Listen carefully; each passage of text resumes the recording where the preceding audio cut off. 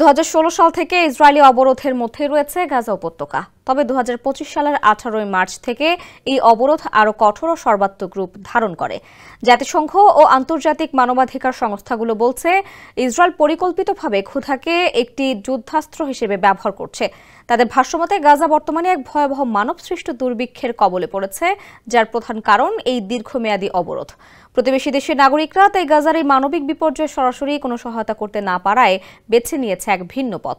সম্প্রতি ভাইরাল হওয়া একটি হৃদয়স্পর্শী ভিডিওতে দেখা যায়, ভূমধ্য সাগরের পাড়ে বসে এক মিশরীয় নাগরিক একের পর এক খাবার ভর্তি বোতল সাগরে ছুড়ে দিচ্ছেন।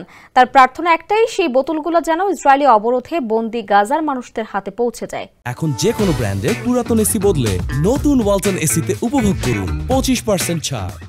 বলছেন, ক্ষমা করে দিও ভাই, আমরা কিছুই করতে পারছি না। এই দৃশ্য সোশ্যাল মিডিয়ায় ছড়িয়ে পড়ার পর বিশ্বজুড়ে মানুষ আবেগে আপ্লুত হয়েছে। গাজার জনগণের পাশে দাঁড়াতে তাদের জন্য দোয়া ও সহানুভূতির বার্তায় মুখর হয়েছে নানা মহল।